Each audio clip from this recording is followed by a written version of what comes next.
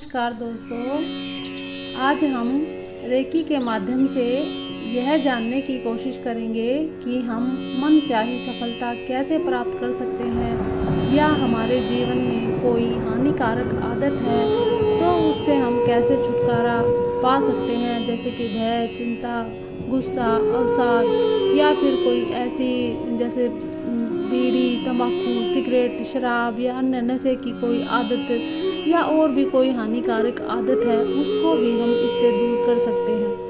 प्रत्येक व्यक्ति जीवन में सुख सफलता पाने के लिए अपने व्यक्तित्व का विकास करना चाहता है।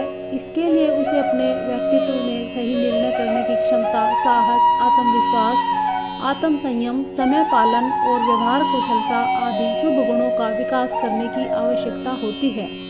रेकी ऊर्जा द्वारा इन शुभ गुणों का विकास करना सरल होता है, क्योंकि वह स्वयं ही एक शुभ शक्ति है।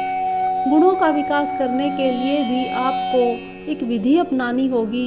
इस विधि को अच्छी प्रकार से समझने के लिए हम एक उदाहरण लेते हैं। आइए चलिए शुरू करते हैं। प्रभा उदाहरण है, दूसरों के सामने अंग्रेजी में भाषण देने की बहुत इच्छा रखती थी, लेकिन अंग्रेजी में बोलना तो दूर, वह हिंदी में भी दूसरों के सामने भली प्रकार अपने विचार प्रकट नहीं कर पाती थी। उसकी जिह्वा लड़खड़ाने लगती थी और शरीर कांपने लगता था। लेकिन इस विधि को अपनाने के बाद उसने अपने कॉलेज में अंग्रेजी वाद विवाद प्रतियोगिता में प्रथम स्थान प्राप्त किया। प्रभा ने बताया कि उसने रेकी ऊर्जा की सहायता निम्न विधि को अपनाकर प्राप्त की थी।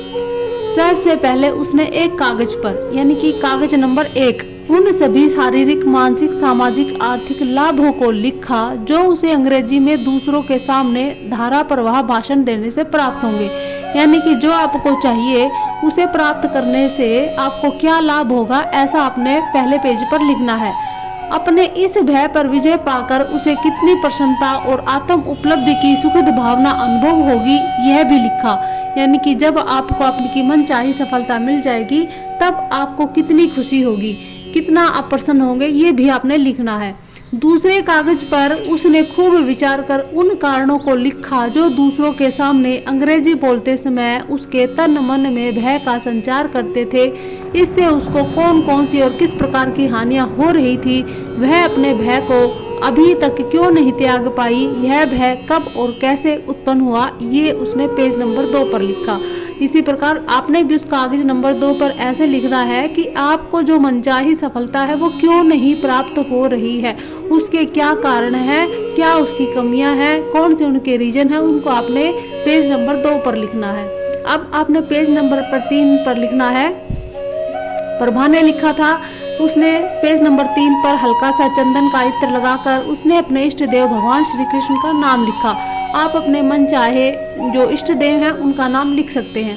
प्रभा ने इस कागज संख्या 3 पर लिखा, मैं प्रभा कुमारी शर्मा, आयु 20 वर्ष, ईश्वरीय शक्ति रेकी से प्रार्थना करती हूँ कि वह मुझे दूसरों के सामने वाद विवाद प्रतियोगिताओं, साक्षात्कार, इंटरव्यू आदि में पूर्ण संतुलन, साहस और आत्मविश्वास से अंग्रेजी बोलने और भाषण देने की शक्ति प्रदान करे। इस प्रकार आप भी अपना नाम, अपनी आयु उस पेज नंबर 3 पर लिखनी है और जो आपको चाहिए उसको आप जिस भी भाषा को समझते हैं, जानते हैं, उस भाषा में स्पष्ट शब्दों में लिखें। और ईश्वरीय शक्ति की रेकी की कृपा से मुझ में दूसरों के सम्मुख अंग्रेजी में धारा प्रवाह रूप से बोलने की शक्ति आ गई है। इसके फलस्वरूप मैंने पर्याप्त धन और यश प्राप्त किया। मैं ईश्वरीय शक्ति के प्रति आभार प्रकट करता हूँ। इस प्रकार आपने भी अपनी मनचाही सफलता को महसूस करते हुए ईश्वर को धन्यवाद देते हैं। ठीक है, ये किसी भी धर्म से संबंधित नहीं है। आप जिस भी किसी धर्म को मानते हो, जिस भी किसी गुरु को, इष्ट देव को मानते हो, उनसे आप ये प्रार्थना करें।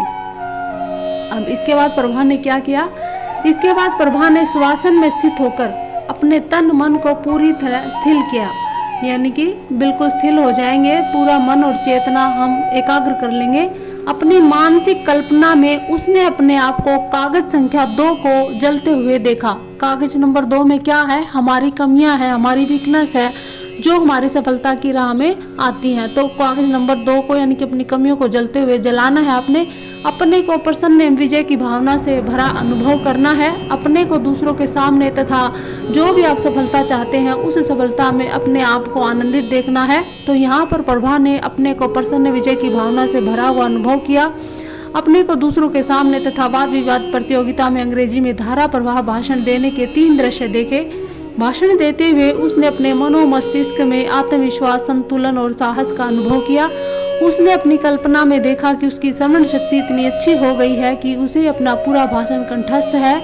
उसे अंग्रेजी भाषा पर इतना अच्छा अधिकार प्राप्त हो गया है कि वह मानसिक संतुलन बनाए रखते हुए विरोधियों द्वारा पूछे गए प्रश्नों के समुचित उत्तर देती जा रही है। उसने वाद विवाद प्रतियोगिता में प्रथम पुरस्कार प्रदान किया जा रहा है, ऐसा उसने महसूस किया। इन सभी मानसिक दृश्यों को देखते हुए वह पूरी तरह स्थिर अवस्था में रहती थी। उसका यह अभ्यास लगभग 20 मिनट तक चलता था। प्रथम प्रयोग के बाद उसने कागज संख्या 2 को जला दिया। पहले वाले कागज को श्री कृष्ण भगवान की मूर्ति के चरणों में रख दिया। कागज संख्या 3 को उसने लगभग 10 मिनट तक पूर्वोक्त विधि से रेकी दी और अपने 7 चक्रों पर विधिवत रखा। इस कागज को वह सदैव अपने साथ रखती थी। तो आप भी इस प्रकार 20 मिनट का अभ्यास करें। पहले प्रयास के बाद जो भी आपकी कमियों वाला कागज नंबर 2 है उसको आप जला देंगे।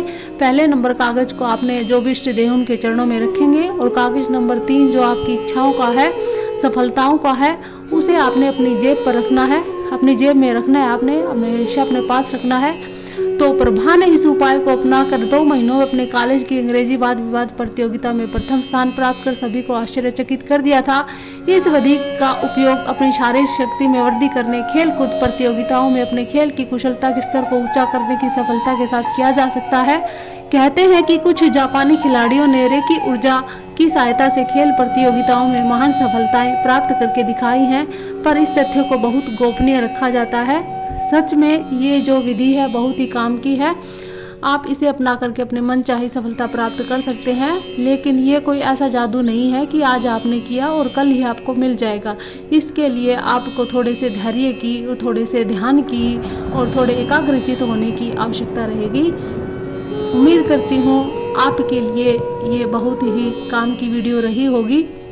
अगर आपको पसंद आए तो आप कृपया कमेंट में अपने विचार जरूर रखिएगा। धन्यवाद दोस्तों। राम राम।